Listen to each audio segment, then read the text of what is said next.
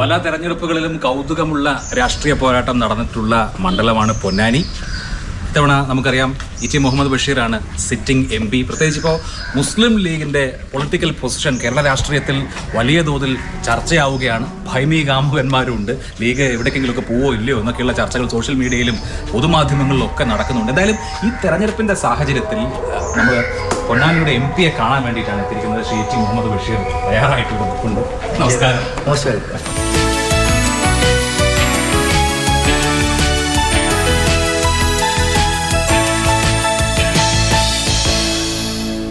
ഇപ്പം പാർലമെൻ്ററി രാഷ്ട്രീയത്തിൽ പലകുറി പല റോളുകളിൽ വന്നു കഴിഞ്ഞു.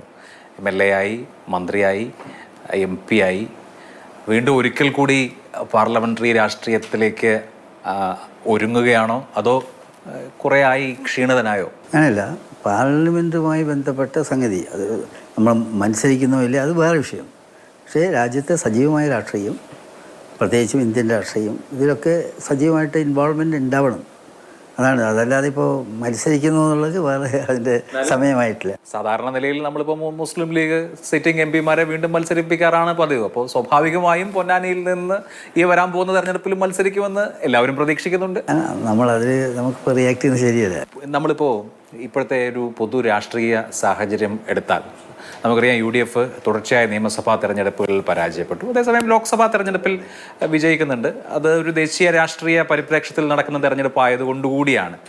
ഈ തവണത്തെ സാഹചര്യം അനുകൂലമാണോ അതോ കഴിഞ്ഞ തവണത്തെക്കാൾ വെല്ലുവിളികളുണ്ട്? പലതുകൊണ്ട് അനുകൂലമാണ്. പ്രത്യേകിച്ചും കേരളത്തിലെ ഇന്നത്തെ ഒരു ഭരണ സംവിധാനവും അതിൻ്റെ പരാജയങ്ങളും പിണറായിയുടെ രണ്ടാമത്തെ ടേമിൽ വന്നതിന് ശേഷമുള്ള ഓരോ നീക്കങ്ങളും കൂടുതൽ അപകടത്തിലേക്ക് രാജ്യത്തെ കൊണ്ടുപോവുകയാണ്. ഉമ്മൻചാണ്ടി എടുത്തിരുന്ന നയങ്ങളും ജനങ്ങളോട് എടുത്തിരുന്ന സമീപനവും ആളുകൾ കൂടുതൽ ഓർക്കുകയാണ് ഇപ്പോൾ.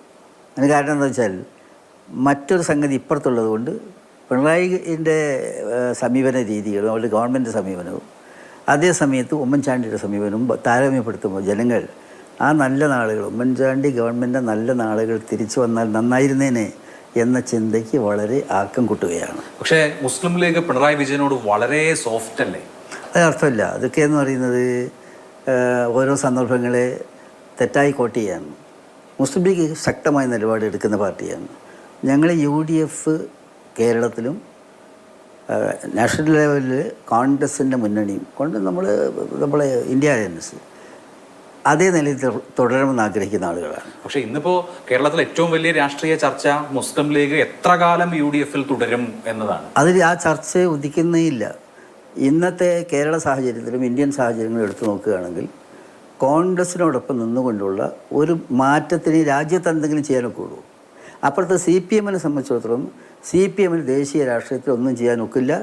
സംസ്ഥാന രാഷ്ട്രീയത്തിലാണെങ്കിൽ ജനങ്ങൾ അവരോട് മടുക്കുകയും ചെയ്തിട്ടുണ്ട്. ആ സാഹചര്യത്തിൽ അങ്ങനത്തെ ഒരു സാഹസികത കാണിക്കാൻ ലീഗിനാവില്ല. CPM ആണെങ്കിൽ നിരന്തരം മുസ്ലിം ലീഗിനെ ക്ഷണിക്കുന്നുണ്ട് പല കാര്യങ്ങൾക്കും. ഇപ്പോൾ പലസ്തീൻ സെമിനാർ, അതല്ലെങ്കിൽ ഈ ഏകീകൃത സിവിൽ കോഡുമായി ബന്ധപ്പെട്ട കാര്യം. മുസ്ലിം ലീഗിന് വരാം, മുസ്ലിം ലീഗിനും സമാന മനസ്സർക്കും വേണ്ടി അവർ വാതിൽ തുറന്നിട്ടിരിക്കുകയാണ്. അത് ഈ സെമിനാറിലേക്കുള്ള ഇൻവിറ്റേഷൻ ആണെങ്കിൽ പോലും ഒരു കോൺഗ്രസിനെ ക്ഷണിക്കുന്നില്ല, ലീഗിനെ ക്ഷണിക്കുന്നു. അപ്പോൾ ലീഗുമായിട്ടൊരു സ്മൂത്ത് ആയിട്ടുള്ള ബന്ധം CPM ആഗ്രഹിക്കുന്ന ഘട്ടത്തിൽ വളരെ നിഷ്കളങ്കമായി വരുന്നതാണോ ഇത്തരം തീരുമാനങ്ങൾ? അല്ലല്ല, അത് ഞങ്ങളുടെ ഭാഗത്തും വരുന്ന സമീപന രീതി ഉറച്ചു തന്നെയാണ്. അതിനെ വ്യാഖ്യാനം എങ്ങനെയെന്നുള്ളത് വ്യാഖ്യാനിക്കുന്നവരുടെ ദൗത്യമാണ്. ഞങ്ങൾ എടുക്കുന്ന തീരുമാനത്തിൽ കൃത്യമായും CPMനുമായി ഒത്തുരാജിയായി പോവുകയോ അവരുടെ പക്ഷത്ത് ചേർന്നുകൊണ്ട് തിരഞ്ഞെടുപ്പ് നിൽക്കുകയോ ചെയ്യുന്ന പ്രശ്നം ഉദിക്കുന്നേയില്ല. അത് റൂൾ ഔട്ട് ചെയ്തിട്ടുള്ള സംഗതിയാണ്. അത് വരാൻ വേണ്ടി പോകുന്നില്ല. 2026 നിയമസഭാ തെരഞ്ഞെടുപ്പിലും ലീഗ് UDFൽ തന്നെ ഉണ്ടാവും. എന്ത് ആകാശം ഇടിഞ്ഞു വീണാലും ലീഗ് UDF ആയിരിക്കും. ഷുവർ. എന്താ സംശയം? അക്കാര്യത്തിൽ ലീഗിനകത്ത് രണ്ട് ചിന്തയുണ്ടാവും. ലീഗിനകത്ത് ഒരു പ്രോ LDF ഫാക്ഷൻ ഉണ്ടോ? അങ്ങനെയില്ല. അത് ഓരോ നിങ്ങളുടെ ഒരു സങ്കല്പമാണ്. ലീഗിന് അങ്ങനെ രണ്ട് പക്ഷമില്ല. ലീഗിന് കൃത്യമായ സുചിന്തിതമായൊരു കാഴ്ചപ്പാടുണ്ട്. ഇപ്പം സർക്കാരിൻ്റെ ഒരു ക്യാമ്പയിനിൽ, സർക്കാരിൻ്റെ പരസ്യ ചിത്രത്തിൽ പോലും PK കുഞ്ഞാലിക്കുട്ടി വരുന്ന കേരള രാഷ്ട്രീയമാണ് നമ്മൾ കണ്ടുകൊണ്ടിരിക്കുന്നത്. നിങ്ങളുടെ മനസ്സിലെ സങ്കല്പങ്ങളാണ്. ആ സങ്കല്പത്തിനനുസരിച്ച് നിങ്ങൾ ചിത്രം വരക്കുമായിരിക്കും. അത് നിങ്ങളുടെ ഒരു മാനസിക അവസ്ഥയുമായിട്ട് ബന്ധപ്പെട്ട കാര്യമാണ്. അല്ല, ഇതിപ്പോൾ നോക്കൂ, ഖരമാലിന്യ നിർമ്മാർജ്ജനവുമായി ബന്ധപ്പെട്ട ക്യാമ്പയിനിൽ മുഖ്യമന്ത്രി പിണറായി വിജയൻ വരുന്നു, MP രാജേഷ് വരുന്നു, മമ്മൂട്ടി വരുന്നു, പിന്നെ വരുന്നത് PK കുഞ്ഞാലിക്കുട്ടിയാണ്.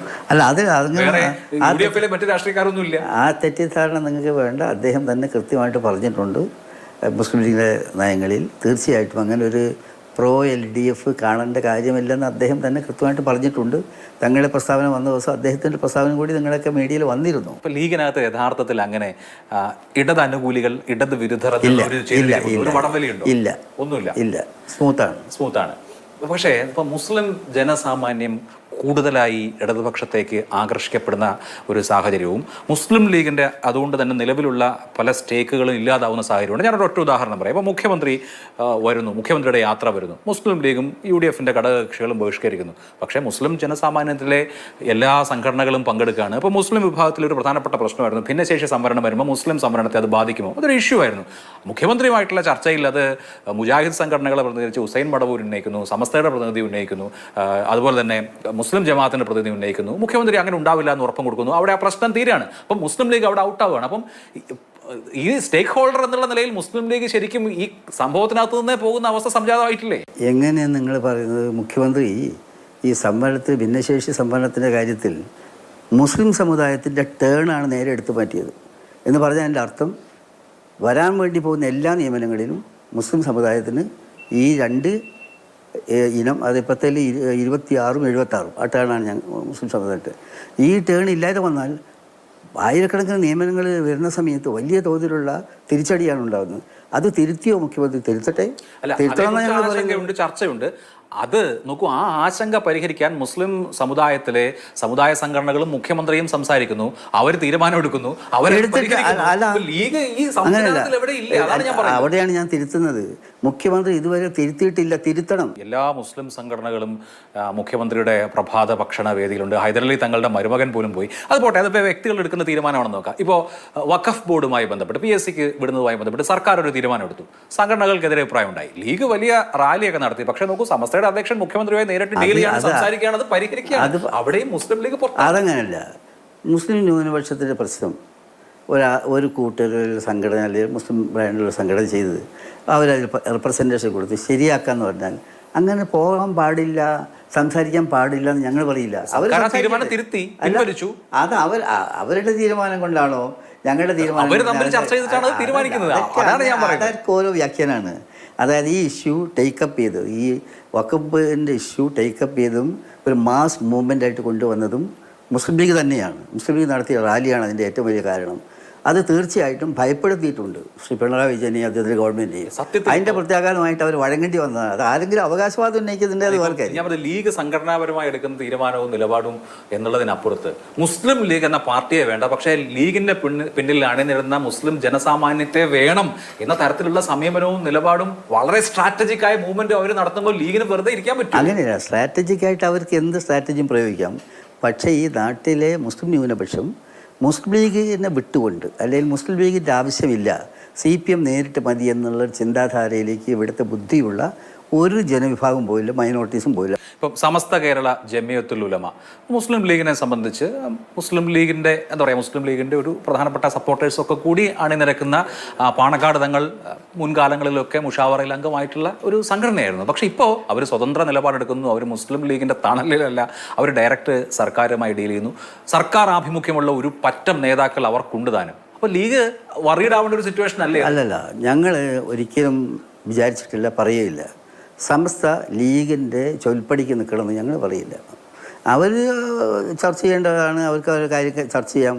അതിൽ മുസ്ലിം ലീഗ് പറഞ്ഞതേ ചെയ്യാൻ പാടുള്ളൂ, മുസ്ലിം ലീഗിൻ്റെ ഒരു കീഴ്ഘടകമായിട്ട് അങ്ങനെ വർക്കാമെന്നൊന്നും ഞങ്ങൾ പറഞ്ഞിട്ടില്ല, പറയേണ്ട ആവശ്യമില്ല. അതൊക്കെ അവരുടേതായിട്ടുള്ള ചില ഓട്ടോണമികളുണ്ട്, അത് പ്രകാരമുള്ള സ്വന്തമായിട്ട് ചിന്തയുണ്ട്, അതവർ ചെയ്യട്ടെ. അതിപ്പോൾ നോക്കൂ, ഇപ്പോൾ KM ഷാജിയുടെ പ്രസംഗങ്ങൾ, MK മുനീറിൻ്റെ ലേഖനങ്ങളൊക്കെ നിങ്ങൾ കമ്മ്യൂണിസ്റ്റ് പാർട്ടിയുമായി ബന്ധം സ്ഥാപിച്ചാൽ നിങ്ങളുടെ മതവിശ്വാസത്തിന് കാര്യമായി കോട്ടം തട്ടും എന്ന് പ്രഖ്യാപിക്കുന്നവയാണ്. ഞാൻ അതിൻ്റെ മെറിറ്റല്ല ചോദ്യം ചെയ്യുന്നത്. അങ്ങനെ ഒരു പ്രചരണം നടത്തിക്കൊണ്ടിരിക്കെ തന്നെ മുസ്ലിം സമുദായത്തിലെ ധാരാളം പണ്ഡിതർ, കാന്തപുരം വിഭാഗം നേരത്തെയുണ്ട്, ഇപ്പോൾ സമസ്തയുടെ നേതാക്കളുണ്ട്, അവർ സഹകരിക്കുകയാണ്, അവർ കമ്മ്യൂണിസ്റ്റ് വേദികളിൽ പോകുന്നുണ്ട്, വേദി പങ്കിടുന്നുണ്ട്, പരസ്പരം സഹകരിക്കുന്നുണ്ട്. അപ്പോൾ ലീഗിന്റെ ആ നറേറ്റീവ് മുസ്ലിം സമൂഹത്തിൽ ഇനി ചെലവാകില്ല എന്ന് ഈ പറഞ്ഞ നേതാക്കൾ സഹകരിക്കല്ലേ? ഈ ഒരു മതസംഘടനയോടും ഞങ്ങൾ പറഞ്ഞിട്ടില്ല നിങ്ങൾ CPMൻ്റെ അവർ ക്ഷണിക്കുന്ന സദസ്സിലേക്ക് പോകരുതെന്നോ അല്ലെങ്കിൽ മുഖ്യമന്ത്രി വിളിക്കുന്ന ഡിന്നറിൽ പങ്കെടുക്കരുതെന്നോ ഒന്നും വിലക്ക് ഞങ്ങൾ തിട്ടൂർ ഞങ്ങൾ കൊടുത്തിട്ടില്ല, കൊടുക്കേണ്ട കാര്യമില്ല. ഞങ്ങളൊരു പൊളിറ്റിക്കൽ പാർട്ടി എന്ന് പറഞ്ഞാൽ ഞങ്ങൾക്കൊരു സ്ട്രാറ്റജി ഉണ്ട്. ആ സ്ട്രാറ്റജി ഞങ്ങൾ പറയും. അതിന് യോജിക്കുന്നവർക്ക് യോജിക്കാം, വിയോജിക്കുന്നവർ വിയോജിക്കാം. അപ്പോൾ ആ സംഘടന ഇപ്പോൾ സംസ്ഥാനം മാത്രമല്ലല്ലോ, കുറേ സംഘടനകൾ പോയിട്ടുണ്ടല്ലോ. അപ്പോൾ അത് അവരുടെ സ്വാതന്ത്ര്യത്തിൽപ്പെട്ട കാര്യമാണ്, ഞങ്ങൾ ഇൻ്റർഫിയർ ചെയ്യുന്നില്ല. ഇപ്പം സാദിഖലി തങ്ങൾ പ്രസംഗിച്ചിട്ടുണ്ട്, നിങ്ങൾ ലീഗിന്റെ ഹരിത പതാകയുടെ താഴെ നിൽക്കുമ്പോൾ അർഷ്യന്റെ തണലിലേക്കാണ് വരുന്നതെന്ന്. ഇപ്പോൾ സമുദായത്തിലെ പണ്ഡിതർക്ക് ചെങ്കൊടിയുടെ തണലിൽ നിന്നാലും മതി, അങ്ങനെയാണ്. അപ്പോൾ മുസ്ലിം ലീഗ് ഒരുപാട് നന്മ ചെയ്തുകൊണ്ടിരിക്കുക. നിങ്ങൾക്കറിയാം, നിങ്ങളെല്ലാം കവർ ചെയ്തതായിട്ട് ഒരുപാട് ജീവകാരുണ്യ പ്രവർത്തനങ്ങൾ, പാവങ്ങളെ സഹായിക്കൽ, ഇതുപോലുള്ള കാര്യങ്ങൾ, നന്മയ്ക്ക് വേണ്ടിയുള്ള നിരന്തരമായ പ്രവർത്തനങ്ങൾ, ഇതെല്ലാം ചെയ്യുക വഴി നിങ്ങൾക്ക് മുക്തി ലഭിക്കും, അതിൽ നന്മ കിട്ടും, സ്വർഗത്തിലേക്കുള്ള പാതയിലേക്ക് നിങ്ങൾക്ക് പോകാൻ സാധിക്കും എന്നുള്ള വിശാലമായ അർത്ഥം ബഹുമാനപ്പെട്ട തങ്ങൾ അവർ പറഞ്ഞതിൻ്റെ അർത്ഥതലങ്ങൾ വായിക്കാൻ അറിയാത്തവരാണ് ഈ പ്രചാരണം നടത്തുന്നത്. മുസ്ലിം ലീഗിനെ സംബന്ധിച്ച് മുസ്ലിം ജനസാമാന്യത്തിന് മുകളിലുണ്ടായിരുന്ന അപ്രമാദിത്വം ഇല്ലാതായിട്ടില്ലേ എന്നുള്ളതാണ് എൻ്റെ ചോദ്യം. എത്രയോ കൊല്ലമായി ഇത്തരം പ്രചരണങ്ങൾ, ലീഗില്ലാത്ത മുസ്ലിം സമുദായം എന്നുള്ള നിലയിൽ ഒരുപാട് പ്രചരണ പ്രവർത്തനങ്ങൾ ഇവിടെ നടന്നിട്ടുണ്ട്. ഒന്നും വേര് പിടിച്ചിട്ടില്ലല്ലോ. സാദിഖലി തങ്ങളുടെ ഒരു ഐഡിയ, പ്രത്യേകിച്ച് തദ്ദേശ തെരഞ്ഞെടുപ്പൊക്കെ നടപ്പാക്കിയത്, ഒരുപാട് ടൈം ഒരാൾക്ക് മാത്രമായി വേണ്ട എന്നുള്ളത് തദ്ദേശ തെരഞ്ഞെടുപ്പിൽ ലീഗ് വളരെ കർശനമായി നടപ്പാക്കിയിരുന്നു.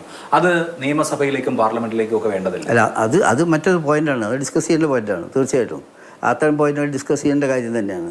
അങ്ങനെ വന്നാൽ അതിനോട് യോജിപ്പാണ്. സ്വാഭാവികമല്ലേ, പാർട്ടിയുടെ തീരുമാനം എന്ന് പറഞ്ഞാൽ എല്ലാവർക്കും പെൻഡിങ് അല്ലേ.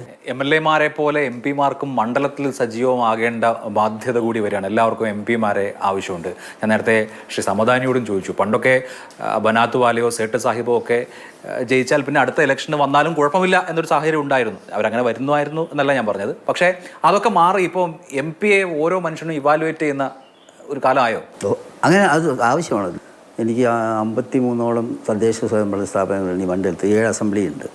അപ്പോൾ അവിടെ എല്ലായിടത്തും എത്തണം തന്നെ ആഗ്രഹം. പരമാവധി ഞങ്ങൾക്ക് ഓടി നടക്കുന്നുണ്ട്. ഞങ്ങൾക്ക് ഒരുപാട് വർക്കുകളുള്ളതുകൊണ്ട് എങ്കിൽ പോലും നമ്മുടെ സാന്നിധ്യം അങ്ങ് സൂചിപ്പിച്ചതുപോലെ വളരെ പ്രസക്തമാണ്. ഒരു കാര്യം കൂടിയുള്ളത്, ഇപ്പം MP ഫണ്ട് എന്ന് പറയുന്നത് 5 കോടി രൂപയാണ്. അതും തന്നെ കോവിഡ് സാഹചര്യത്തിൽ 2 വർഷം അപ്പോൾ ശരിക്കും പറഞ്ഞാൽ MP-യെ സംബന്ധിച്ച് ഒരുപാട് സ്വന്തമായി ചെയ്യാനുള്ള കാര്യങ്ങളിൽ പരിമിതിയുണ്ട്. പക്ഷെ എന്നാലും ചോദിക്കുക MP എന്ത് ചെയ്തു എന്നുള്ള ചോദ്യമായിരിക്കും.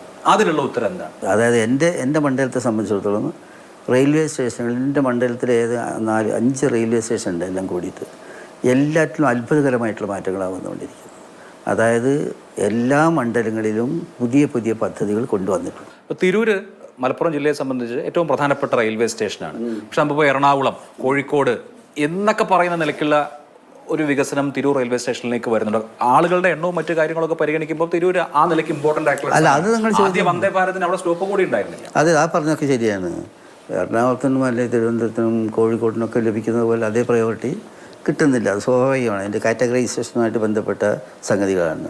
മറ്റു കാര്യങ്ങൾ നിങ്ങൾ എടുത്തു നോക്കുകയാണെങ്കിൽ ഇപ്പോൾ വന്നിട്ടുള്ള ഈ അമൃത് സ്കീമിൻ്റെ ഫലമായിട്ട് വന്നിട്ടുള്ള എനിക്ക് മൂന്ന് സ്ഥലങ്ങളുണ്ട്, തിരൂരടക്കം, കുറ്റിപ്പുറം, താനൂരിലൊക്കെ. ഈ പദ്ധതികളിലെ ഫലമായിട്ട് ഒരുപാട് കാര്യങ്ങൾ നടന്നുകൊണ്ടിരിക്കുന്നുണ്ട്. ഇന്ത്യ ഗവൺമെൻറ്റുമായിട്ട് ബന്ധപ്പെട്ട പദ്ധതികൾ കൊണ്ടുവരുന്ന കാര്യത്തിൽ വളരെ വലിയ മാറ്റങ്ങൾ എൻ്റെ മണ്ഡലത്തിലുണ്ടായിട്ടുണ്ട്. ഈ തെരഞ്ഞെടുപ്പിനെ സംബന്ധിച്ച് ഏറ്റവും നിർണായകമായ വിഷയം കേരളത്തിൽ, അതിപ്പോൾ പിണറായി സർക്കാരിൻ്റെ വിലയിരുത്തലായിരിക്കുമോ അതോ കേന്ദ്ര സർക്കാരുമായി ബന്ധപ്പെട്ട ദേശീയ പരിപ്രേക്ഷ്യമായിരിക്കും? ദേശീയ പരിപ്രേക്ഷ്യമാണ് മെയിൻ. അത് കൂടുതൽ തന്നെ സ്വാഭാവികമായിട്ടും എല്ലാ തെരഞ്ഞെടുപ്പിലും വന്ന പോലെ സ്റ്റേറ്റ് ഗവൺമെൻറ് പെർഫോമൻസും തീർച്ചയായിട്ടും ചർച്ച ചെയ്യപ്പെടും. സാധാരണ ചെയ്യുന്ന കാര്യമാണ്, അതിപ്പോഴും ആവർത്തിക്കും. UDF നല്ല കോൺഫിഡൻസിലാണ്, ആശങ്കയ്ക്കുള്ള സാഹചര്യങ്ങളൊന്നും. ഞങ്ങൾ തീർച്ചയായിട്ടും എല്ലാ പാർലമെൻറ്റ് തെരഞ്ഞെടുപ്പിലും തീർച്ചയായിട്ടും എല്ലാ കാലഘട്ടത്തിലും UDFന് തന്നെയാണ് മേൽക്കൈ ഉണ്ടായിട്ടുള്ളത്. UDFന് അനുകൂലമായ ഒരു മാറ്റമാണ് ഇവിടെ ഉണ്ടാകാൻ പോകുന്നത്. പാർലമെൻറ്റ് ഇലക്ഷൻ അങ്ങനെയാണ്, കീഴ്വഴക്കം അങ്ങനെ തന്നെയാണ്. അത് ഈ പ്രാവശ്യം കുറച്ചുകൂടി ശക്തിപ്പെട്ടു വരും. കാരണം രാജ്യത്ത് വന്നിട്ടുള്ള മാറ്റങ്ങൾ, ഇവിടെയുള്ള സംഗതികൾ, ഈ ഗവൺമെൻറ്റൊക്കെ ദുശ്ചെയ്തികൾ, കേരള ഗവൺമെൻറ് ദുശ്ചെയ്തികളും സ്വാഭാവികമായിട്ടും വോട്ടർ റിഫ്ലക്റ്റ് ചെയ്യുമല്ലോ. അതെല്ലാം കൂടി ഞങ്ങളുടെ പെർഫോമൻസ് വളരെ കളർഫുൾ ആയിരിക്കും എന്നാണ്. അപ്പോൾ എല്ലാ ആശംസകളും. Thank you very much.